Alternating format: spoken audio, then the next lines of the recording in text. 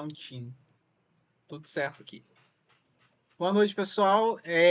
Então, hoje a gente está dando prosseguimento aqui no nosso estudo do livro 10 Acusações contra a Igreja Moderna, né, do Paul Washer.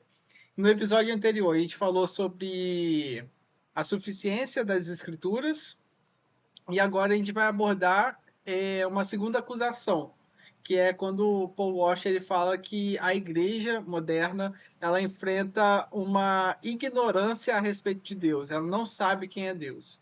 Então, para isso aqui a gente tem o pastor Leandro que vai nos ajudar a tirar algumas dúvidas sobre o livro, né? E aí, pastor, como você está hoje? E aí, pessoal, tudo bem? Graças a Deus. Muito bom estar com vocês mais uma vez. Bom a gente falar mais sobre esse assunto tão importante que é a doutrina de Deus. E a gente vai iniciar hoje lendo Atos 17:30, que fala assim: Ora, não levou Deus em conta os termos da ignorância? Agora, porém, notifica aos homens que todos em parte se arrependam. E aí o pastor Paul Washer ele começa esse capítulo falando sobre um diálogo que ele teve com outro pastor, onde ele falou assim: você podia trazer uma série de sermões sobre os atributos de Deus. E aí Paul Washer fala assim: você tem certeza que você quer que eu fale sobre os atributos de Deus? E aí o pastor ele fica surpreso: como assim? A gente é cristão, a gente tem que saber sobre Deus. E aí ele fala assim: não, porque no momento que começar a ensinar para a igreja sobre a soberania de Deus, sobre a justiça de Deus, sobre a ira de Deus e sobre a supremacia de Deus, pode ser que algum de seus membros mais antigos eles comecem a se afastar, né? Porque eles vão começar a falar assim: não, esse Deus aí que você está descrevendo não é o Deus que acredito. E aí a gente entra nessa palavra que a gente leu nesse Atos 14:30, que é sobre ignorância. Então, pastor, a gente queria saber o que o Washer está falando sobre ignorância a respeito de Deus nesses tempos. Então, essa fala dele é muito importante para nós, porque uma grande parte da comunidade evangélica, ela adora Deus, fala sobre Deus, mas muitas vezes é um Deus, uma caricatura de Deus. Quando Paul Washer fala sobre essa ignorância, na verdade ele está dizendo que as pessoas elas acabam criando um próprio Deus, esquecendo dos atributos dele. E aí, para a gente compreender sobre a fé, a gente precisa começar pelo conhecimento de Deus. Porque nós conhecemos quem somos a partir do momento que nós conhecemos quem Deus é. Não tem como saber quem somos sem saber quem Deus é. Se hoje as pessoas falam assim, muitos pregadores falam, olhe para dentro de si, olhe para você. Na verdade, nós temos que olhar para o alto e descobrir quem é Deus. E para descobrir quem é Deus, a gente precisa analisar os seus atributos. A Bíblia ela vai mostrar que existem dois atributos: os atributos que são comunicáveis e os atributos incomunicáveis. Os atributos comunicáveis são aqueles que Deus comunica conosco. Por exemplo, amor, santidade, misericórdia, são atributos que nós podemos também ter. Mas tem outros atributos de Deus que a gente precisa conhecer, que são os atributos incomunicáveis, que são aqueles atributos que são relacionados à onisciência, onipresença, onipotência. São atributos, imutabilidade, são atributos que não tem como o ser humano ter, porque somente Deus tem. E aí o que acontece? Muitas vezes nós vamos adorar a Deus, mas não sabemos sobre esses atributos. E aí nós criamos um Deus, que é um Deus que, e Paul Washer fala isso, que é um Deus de amor, mas um Deus que não requer santidade de quem o busca. Só que a Bíblia diz que sede santos como eu sou santo, que sem santidade ninguém vai ver Deus, ninguém vai ter comunhão, ninguém vai estar conectado a Deus. A Bíblia fala de um Deus de amor, mas também a Bíblia fala de um Deus de ira, um Deus que está irado, como você mencionou. Então, todos aqueles que estão debaixo do pecado estão debaixo da ira de Deus. Consequentemente, esse Deus de amor é um Deus irado também. Por causa do seu amor e da sua justiça, ele exerce a sua ira sobre aqueles que estão mortos em pecados e delitos. E aí entra a questão da cristologia, que a gente não vai entrar hoje, mas é por isso que Cristo morre. Então, a gente precisa entender que grande parte das pessoas das igrejas não conhecem sobre a pessoa de Deus. E aí ele vai dizer, numa parte do capítulo, as seguintes aspas: nos Estados Unidos, o culto matinal de domingo, em muitas igrejas, é a maior hora de idolatria em toda semana, porque a grande maioria das pessoas não está adorando o Deus único e verdadeiro. Em vez disso, eles estão adorando um Deus que formaram na sua própria mente. E isso nos leva a essa questão de não basta apenas acreditar em Deus, você tem que conhecer o Deus verdadeiro.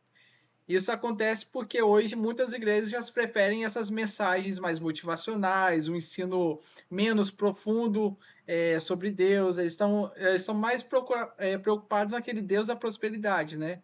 E aí, como que isso daí tem refletido na vida dos crentes hoje em dia?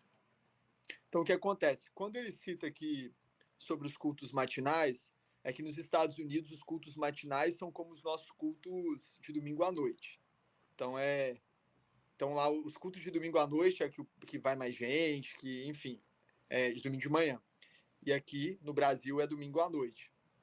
Então, para trazer para o nosso contexto, os cultos, então, que as pessoas mais frequentam são esses cultos à noite, que as igrejas estão cheias, só que as pessoas estão cheias, as igrejas estão cheias, mas estão vazias de Deus.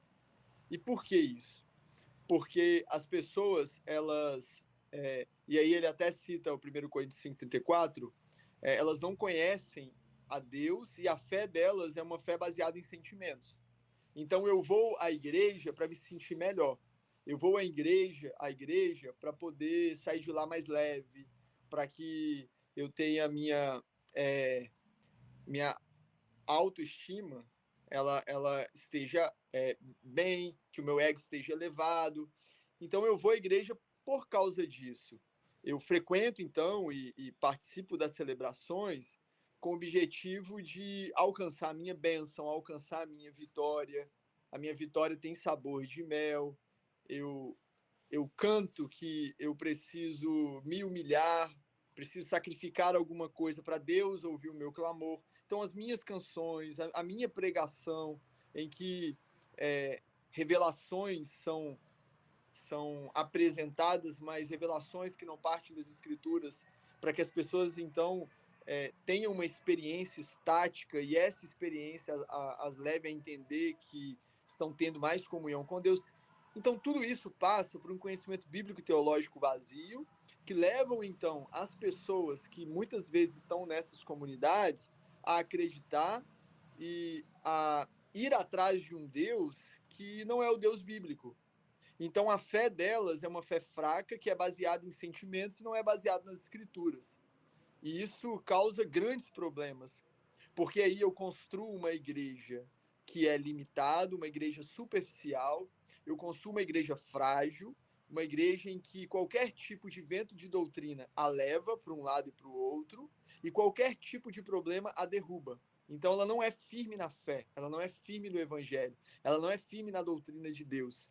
E isso causa muitos problemas, porque essas pessoas são carnais, e o convívio delas, as relações delas são carnais, então elas vivem falando sobre Deus, mas na verdade elas acreditam em um Deus que não tem conexão nenhuma com transformação, mudança, que as leva a dar um bom testemunho aonde elas estão.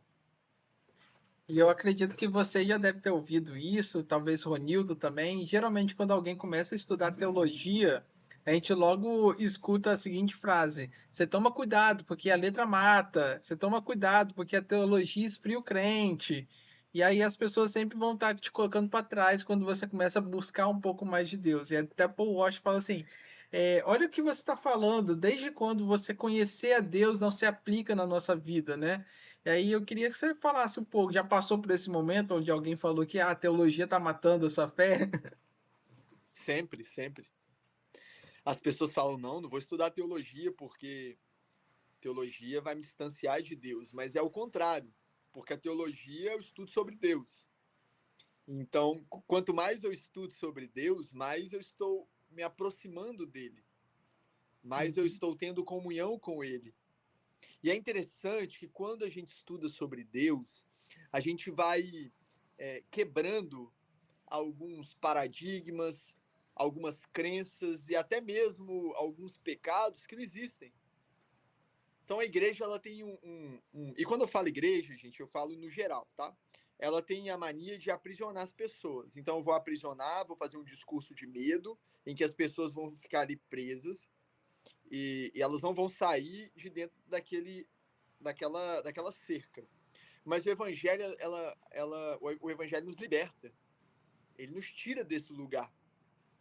É como uma metáfora que o Rubem Alves usou em um dos seus livros, e se eu não me engano foi O que é Religião, que ele fala que a religião verdadeira é aquela como um passarinho que tem a sua gaiola aberta, em que ele pode estar dentro da gaiola, mas ele pode também voar e sair da gaiola. Essa é a religião verdadeira, em que cria uma liberdade nos indivíduos que adoram a Deus. E aí, quando a gente olha para uma pessoa que diz assim, eu não estudo sobre Deus, ela está dizendo, eu não conheço Deus, eu não tenho intimidade com Deus. E aí, geralmente, essas pessoas gostam muito de experiências. Ah, eu preciso ter uma experiência, eu preciso ter uma experiência. Mas a maior experiência que a gente tem é o encontro com o sagrado, é o encontro com Deus que é revelado pelas Escrituras. Quanto mais, então, eu conheço, a Bíblia diz, conhecereis a verdade vos libertará. E conhecer e prosseguir em conhecer. Jesus, ele crescia em conhecimento, sabedoria e graça. Então, a gente precisa do crescer, do prosseguir em conhecer, de conhecer a verdade para nos libertar. A gente tem que fazer isso. Por isso que o crente que não estuda a Bíblia, o crente que não lê bons livros, o crente que não sabe as doutrinas elementares da fé, e principalmente a doutrina de Deus, ele está longe de Deus. Por mais que ele ache que está perto, ele está longe. Porque se eu não conheço quem eu adoro, eu estou praticando a idolatria. Isso é muito perigoso. Se eu não conheço quem eu adoro, eu estou praticando a idolatria. Por quê? Porque eu estou adorando um outro Deus que não é o Deus que é revelado nas Escrituras. E aí, diante desse problema aí, de não conhecer a Deus, o Paul Walsh até nos desafia. Ele escreve lá: conhecer a Deus, tudo se resume nisso. Isso é a vida eterna. E a vida eterna não começa quando você passa pelas portas da glória. A vida eterna começa com a conversão. A vida eterna é conhecer a Deus. E aí eu sei que tem muitos livros que falam assim, há 5 passos para conhecer a Deus, ou 5 dicas assim, mas eu acho que é necessário às vezes a gente também saber como que eu posso conhecer a Deus. Tem alguma forma assim? Você já começou dando uma dica aí, que é conhecendo as Escrituras, né? Então assim, fala aí pra gente como conhecer mais de Deus. Tem um livro muito bom mesmo que eu queria indicar, que nos ajuda a conhecer sobre Deus. É um livro assim, é um best-seller mais lido do mundo, que é a Bíblia. Uhum. É a Bíblia. A Bíblia vai revelar quem Deus é. É óbvio que quando estudamos a própria Bíblia, ela vai dizer que Deus se revela também pela natureza, pela criação. Os céus, então, eles revelam a glória de Deus. Então, quando olhamos para a criação, nós conseguimos enxergar Deus que criou todas as coisas, a revelação geral, mas a revelação especial, ou seja, aquela revelação que pode trazer mudança, transformação e salvação, somente pelas Escrituras. Somente a Bíblia pode nos revelar um Deus que tem um plano para nos redimir, nos salvar e nos ressuscitar, nos dar nova vida, porque nós estamos mortos em nossos pecados e delitos. Por isso que ninguém pode ser salvo sem crer em Cristo. E eu já falei isso e repito, aquele famoso, e aqui eu vou usar a palavra mito no sentido de inverdade, porque o mito não é uma inverdade. O mito é aquilo que nunca existiu para sempre existir. Isso é o mito, aquilo que nunca existiu para sempre existir. Mas eu estou usando o mito agora como uma inverdade para falar o mito do índio. Aquele índio que está lá no fim do mundo, que ninguém foi até ele, se ele morrer, ele é salvo pela ignorância. Não, não é salvo pela ignorância, porque a Bíblia não ensina isso. A Bíblia diz que para ser salvo tem que crer. Quem crê será salvo, quem não crê está condenado. O índio que não escuta falar sobre Cristo, ele é condenado, por quê? Porque ele não crê. Por isso que Jesus disse que nós tínhamos que pregar, ir por todo mundo e pregar o evangelho a toda criatura. Por isso que em Atos capítulo 1, verso 8, eles tinham que pregar quando o Espírito descesse. Jerusalém, Judéia, Samaria, os confins da terra. Por isso que existe a obra missionária. Porque todos precisam ser alcançados, todos precisam ouvir o evangelho para crer, para ser salvo pelo Senhor. Então, para compreender quem é Deus, eu tenho que estudar e conhecer a Bíblia. E as pessoas, então, precisam conhecer Deus por meio das Escrituras. Se uma pessoa diz que conhece a Deus, mas ela tem preguiça de ler a Bíblia, de estudar as Escrituras, mais uma vez eu repito, ela conhece o Deus errado, não é o Deus bíblico. Por quê? Porque a experiência não pode ser base para doutrina e para conhecimento de Deus. As experiências são frutos da minha intimidade com Deus, mas elas não podem ser transformadas em uma doutrina. As doutrinas estão e saem diretamente das Escrituras. E doutrina aqui que eu falo é conhecimento sistemático daquilo que a Bíblia diz. Quem Deus é, quem somos, o que o pecado é, quem Cristo é, qual é a doutrina da salvação, doutrina das últimas coisas, da igreja. É isso que eu falo, as doutrinas elementares da fé. Então, mais uma vez, respondendo e resumindo a pergunta do Breno, como eu posso conhecer a Deus? Abra a sua Bíblia e leia, porque ele se revela lá. E é interessante também que às vezes as pessoas só ficam limitadas a conhecer a Deus através de reels, através de vídeos do TikTok. E aí, não, porque o pastor fulano de tal falou tal trecho da Bíblia, então ele tem. E aí as pessoas vão pegando fragmentos da Bíblia, distorcendo, entendendo fragmentos da Bíblia e nunca começam a conhecer o Deus verdadeiro. E aí, E é. uma, Pode uma coisa falar. também é que a Bíblia ela vai falar e a teologia vai mostrar, melhor dizendo, vai apontar o que a Bíblia diz com relação à Bíblia, que é a doutrina da revelação, inspiração e iluminação. Então, revelação, Deus se revela a nós. Tem uma revelação progressiva no Antigo Testamento, a gente vê, até culminar na principal, na maior e no ápice da revelação que é Cristo, o Verbo encarnado que veio no meio de nós. Então, o ápice da revelação é Jesus. Então, a revelação. A inspiração nada mais é do que passar o segredo para frente. Então, Deus vem e se revela. Ele dá a sua palavra a homens santos que foram separados por ele e ele inspira. Inspirar é passar o segredo para frente. Ele fala, então, para algumas pessoas e essas pessoas, então, passam para frente. Inspiração. Por isso que quando o pastor prega não existe inspiração, ele não está inspirado. Existe iluminação. Iluminação é Deus abre os nossos olhos espirituais para compreender a sua revelação que foi passada para nós por meio da inspiração. Iluminação. A iluminação, ela é leitura da Bíblia e oração. Como que eu conheço Deus? Lendo a Bíblia, orando, clamando, Deus, abre os meus olhos espirituais, me ajuda. Deus, me ajuda a compreender. Ah, mas eu não consigo entender o contexto. Aí você vai comprar bons livros. Então, a Rani tem um livro que é o comentário da Bíblia toda da editora Vida Nova. É um excelente livro, uma excelente obra. Ela postou essa semana com um gatinho dela que faleceu, estava do lado, ela estava com saudade dele, e aí ela postou e o livro dela estava do lado, um livro grande, mais de 400 páginas, que ele fala todo o contexto da Bíblia. Ah, eu quero ler o Antigo Testamento, Gênesis. Eu vou lá, faço a leitura daquela pequena introdução sobre Gênesis, depois eu vou ler o livro, vou ler o livro de Gênesis, vou orar lendo o livro para que Deus faça eu compreender aquele livro. Então, só para complementar, ler as Escrituras, orar com relação às Escrituras e ter boas ferramentas para me ajudar a compreender as Escrituras. Muito bom. Pessoal, então a gente estudou aqui hoje, o pastor deu esse panorama sobre esse capítulo do Paul Walsh, dessa segunda acusação, que é a igreja não conhece a Deus. E se você tiver alguma dúvida aí, quiser abrir o microfone, ou se quiser comentar alguma coisa, pode ficar à vontade. Esse é o momento. Está na hora de sabatinar o pastor.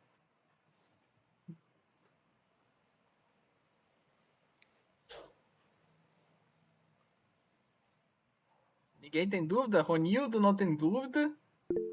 Opa, pode falar, Ronildo. Opa, não, eu não diria dúvida, é mais um comentário. O pastor até falou numa parte, né? Eu achei interessante que, igual o Paul Washer, ele coloca no texto evidenciando mais igrejas em que tem uma cultura de mais de permissividade, uma cultura de certa forma, liberal, algo assim, né? Uma liberal, uma mais aculturada, digamos assim. Mas o pastor falou até uma parte que eu acho interessante, porque na verdade tem muitas igrejas também que são o outro lado da moeda, em que é só o Deus irado, é o legalismo, é só pode, não pode, e esquece o Deus da graça, o Deus da redenção, o Deus do perdão, da reconciliação. E eu encontrei, né, numa igreja amorosa, eu encontrei na Bíblia, eu encontrei na revelação de Jesus Cristo o oposto do que eu achava, de que a fé cristã, eu fui criado na igreja, eu tinha muito essa visão, né, de que é só uma questão de pode e não pode, de um costume, mas no encontro verdadeiro com o Cristo da palavra e com uma igreja amorosa, uma igreja cuidadosa, eu encontrei o Cristo da redenção, o Deus da graça. Isso sem retirar, é claro, tudo que a gente falou, que o pastor falou aqui também, de que esse Deus da graça também é um Deus irado, um Deus santo e tudo mais. É só esse comentário também, né, de que em muitas igrejas também tem o outro lado da moeda. Muito bom, Ronildo. Com relação à ida de Deus, e aí a gente precisa entender muito isso, porque Paulo vai dizer em Romanos capítulo 8, verso 1, ele diz que não há nenhuma condenação para aqueles que estão em Cristo Jesus. A ira de Deus, ela está sobre o mundo caído, sobre as pessoas sem Cristo. A partir do momento que Cristo invade a minha vida e me salva, a ira de Deus, ela recai sobre Cristo, porque ele recebeu na cruz. E ele recebe na cruz por todos aqueles que creem no seu nome. Então essa ira, ela já não tem lugar mais para nós. No final de todas as coisas, nós não vamos passar pelo julgamento de Deus, como o pessoal fala, que tem que colocar, que vai colocar uma televisão ou um telão apresentando os nossos pecados. Deus simplesmente vai dizer: vinde benditos para o reino preparado para vocês desde a fundação do mundo. É isso que a gente vai ouvir. A gente não vai passar por julgamento. O julgamento vai passar aos incrédulos, porque o julgamento nós já passamos por meio de Cristo. Esse é o conceito da doutrina da justificação. Ele já recebeu a nossa culpa, ele já foi para o tribunal de Deus e recebeu sobre ele a culpa. A ira, e aí é a doutrina da propiciação. A ira de Deus já caiu sobre Cristo na cruz, ela não vai sobre nós. Por isso que ele é um Deus irado para aqueles que não creem no seu nome. Agora ele é um Deus de graça, bondade e misericórdia para aqueles que creem no seu nome. E aí tira um peso das nossas costas, porque não tem como ser perfeito. Porque a gente fica, muitas vezes, numa comunidade, só coloca culpa nas nossas costas. Culpa, culpa, peso, fardo, fardo. Mas a Bíblia diz: vinde benditos. Vinde, perdão, eu confundi o versículo. Vinde todos que estáis cansados e sobrecarregados, porque eu vos aliviarei. Então, o meu fardo é leve, é suave. Então, o fardo dele é leve. Ele não é um Deus que coloca a gente dentro de uma gaiolinha e fecha a portinha e nos deixa ali dentro daquele lugar. É um Deus, mais uma vez, que abre a portinha, nos faz ter uma liberdade, mas uma liberdade que não é transformada em libertinagem. E aí nós buscamos a santificação, não é porque nós queremos ir para o céu. Nós buscamos a santificação porque nós já estamos no céu. Nós já temos a promessa. E esse é o Deus da Bíblia. Então, muitas vezes as pessoas estão naquelas igrejas pesadas, cheias de regras, cheias de costumes que nem estão na Bíblia, mas não tem um coração mudado. Então, é uma carnalidade. Aí vira fariseu, vira escriba, que tem muita regra, mas não tem nada de Deus. Mas alguém tem mais algum ponto ou alguma pergunta? Pode ficar à Fala, vontade. fala. Eu queria fazer um comentário também. Sobre os atributos de Deus, sobre conhecer a Deus, né, buscar conhecer a Deus, eu acredito que leva a gente a ter um relacionamento melhor com Ele, porque a gente se relaciona com quem a gente conhece, né? Mas também leva a gente a entender e viver melhor no mundo, eu acho, compreendendo a criação também, Sim. já que os nossos irmãos e pessoas também que não são cristãs, elas têm os atributos, recebem esses atributos comunicáveis de Deus, então a gente começa a compreender como, por exemplo, uma pessoa que não é cristã pode ser bondosa, né, já que ela também é uma criatura de Deus, então Deus comunica esses atributos à sua criação, e eu acho que a gente começa também a ver Deus, a perceber os atributos de Deus também na natureza, na criação. Então, eu até comentei aqui com o Ilas. Eu gosto de sair correndo, quando eu vou correr, eu gosto de correr na rua. Eu saio de casa e vou correndo. E aí, no caminho, eu vejo a pedra dos dois olhos, ou às vezes eu vou até a beira-mar para poder ver o Penedo, ver o mar. E essas coisas me fazem, sempre me tocam assim, me fazem pensar em Deus e fazer uma oração. Porque a grandeza de Deus também foi comunicada na natureza, né? Acho que é isso. Ronildo escreveu aí, pastor, que essa seria a graça comum, que é mais um conceito, mais uma doutrina, né? Isso. Quer comentar sobre? Ronildo tá afiado aí que ele tá estudando para o concílio, então ele tá estudando isso tudo aí. Pode falar aí, Ronildo. Vamos treinar aí. Fala aí, Ronildo. Opa, seria um conceito, né? Rani citou o que seria a graça comum. Tem a graça comum e a graça especial. O que o pastor falou, né, sobre a graça de Deus estar em Cristo, né, para nossa salvação, é a graça especial. Deus dispensa essa graça de maneira especial para nossa salvação, para nossa redenção. Mas ele também dispensa, ele comunica a sua graça comum na natureza e nas pessoas em geral que são suas criaturas. Então, se eu não me engano, vai dizer em Tiago, que Tiago fala assim: todo dom perfeito vem do Pai das luzes. Tudo que é bom vem do Pai das luzes. Então, às vezes a pessoa é, digamos, uma ímpia, né? Mas ela, vamos supor, uma pianista excelente, ela é uma violinista excelente. Ou às vezes mesmo, ela é uma pessoa de excelente conduta, mas ela não crê. Eu conheço pessoas que se declaram a mim, falam assim: eu sou um ateu, e tipo, eu vejo nessa pessoa moral e caráter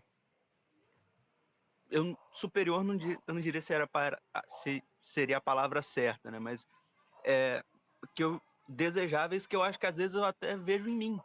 Eu gostaria de ter um caráter como é dessa pessoa, e algumas dessas pessoas são ateus ou espíritas, ou gente, tipo, pessoas que não creem e que têm habilidades de muita beleza, de muita excelência. Então isso seria a graça comum de Deus. Deus comunica a sua perfeição, toda essa graça comum, essa bondade de várias maneiras na sua criação de várias formas, mas essa não é a graça especial. A graça especial é a salvação dada por Deus a nós em Cristo Jesus. Perfeito, Ronildo. Por isso que pessoas que não creem em Cristo são capazes de produzir grandes obras de artes que estão relacionadas com Cristo, mesmo elas não crendo. Estão relacionadas com Deus, mesmo elas não crendo, por causa da graça comum. Mais alguém quer fazer algum comentário? Pode falar. Fazer uma pergunta. Por exemplo, lá quando Paulo vai dizer que as pessoas são indesculpáveis por não... Porque Deus se revela na criação, igual o Rainer até falou também, Deus se revela na criação, na natureza, e as pessoas são indesculpáveis, porque Deus dessa maneira se apresenta. Então, eu sempre fico com dúvida naquele texto, né? Eu lembro uma vez acho que eu ouvi uma pregação do R6 Pro, e ele falou que a gente nunca deve falar assim quando a gente vai pregar, era uma pregação do R6 Pro, ele falou: a gente nunca deve pregar, ao começar, né, um discurso, uma pregação, a gente nunca deve falar que a gente não sabe sobre o assunto que a gente vai introduzir. Aí o R6 Pro, o grande R6 Pro, ele fala assim: mas como eu não tenho nenhuma credibilidade, Eu vou falar que eu não sei dizer sobre isso. E ele está falando sobre Romanos 2, né? Romanos 1, final de Romanos 1 e Romanos 2, essa questão de como que Deus se revela na natureza, né? De maneira que as pessoas são indesculpáveis, e mesmo assim o homem não tem a capacidade de, por si mesmo, encontrar a revelação plena de Deus. Sim, porque ali em Romanos 1 e 2, Paulo está querendo dizer, porque assim, ele escreve a carta num contexto em que ele queria evangelizar a Espanha, então uma carta missionária, a carta aos romanos, mas ele queria também resolver conflitos entre judeus e gentios. E aí ele começa expondo o evangelho, ele vai do capítulo 1 ao capítulo 11. Depois do capítulo 12 ao capítulo 16, ele coloca esse evangelho na prática. No capítulo 1 e no capítulo 2, ele vai dizer que os gentios são indesculpáveis porque eles têm as leis da natureza, e os judeus são indesculpáveis porque eles têm as leis morais. Então, ele está dizendo, gentios, vocês são indesculpáveis, porque Deus se revela por meio da criação.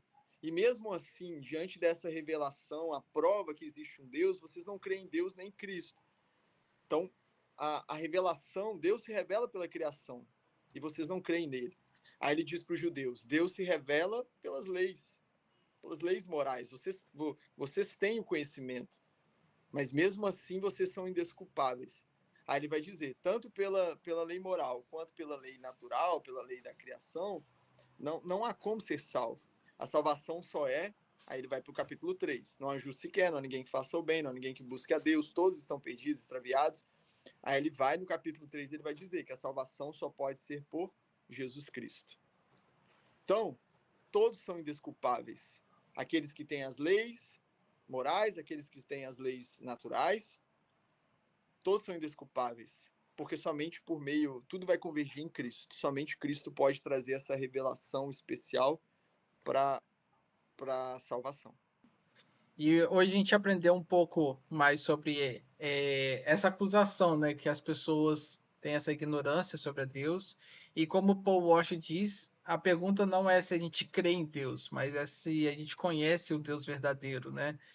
E a solução para isso, o pastor trouxe aí, que é ler a Bíblia, tenha bons materiais ali para acompanhar a sua leitura da Bíblia e ore a Deus para que você construa essa intimidade de conhecimento de Deus, né?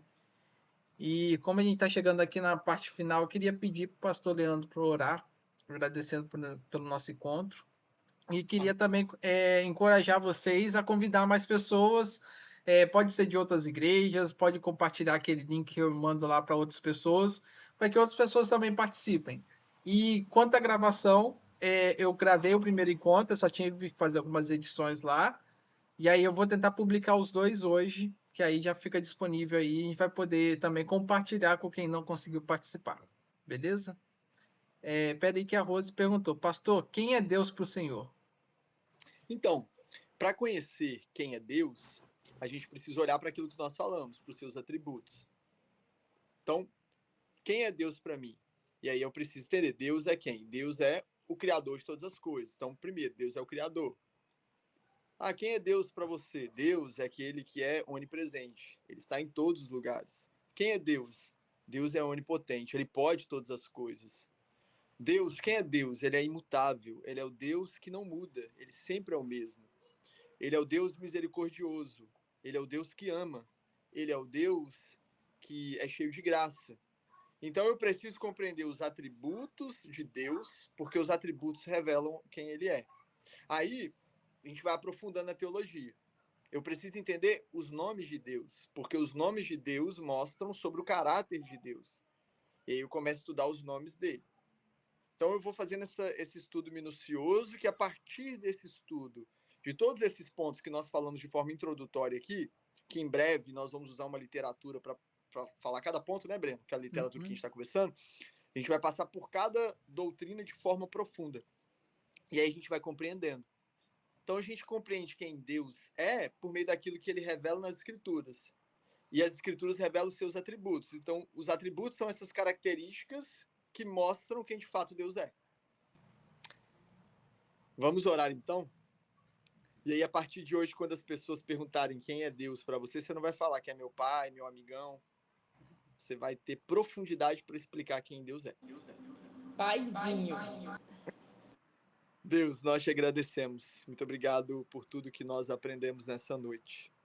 Obrigado porque o Senhor é o Deus cheio de graça, bondade, misericórdia. O Senhor é o Deus criador de todas as coisas, o Deus que não muda. O Senhor é o Deus que sabe de todas as coisas, o Deus que sonda e conhece o mais profundo do nosso ser.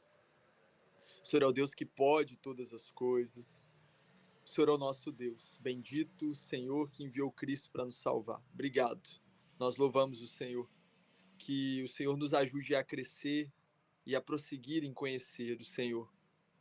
Que tenhamos fome e sede em aprender Tua palavra, em saber mais quem é o Senhor, o seu caráter, os seus atributos, para que a nossa fé seja sólida e realmente a nossa adoração seja para o Senhor, o verdadeiro Deus. Nós pedimos isso, te agradecemos por esse momento e oramos. Em nome do Pai, do Filho e do Espírito Santo de Deus. Amém. Amém. Pessoal, muito obrigado. Então, vou tentar postar ainda hoje. E aí, vocês compartilham aí com o pessoal, que eu acho que hoje o episódio foi muito bom. Dá até para utilizar em concílio aí, Ronildo, algumas coisas. Valeu, pessoal. Abraço, fiquem com Deus. Tchau.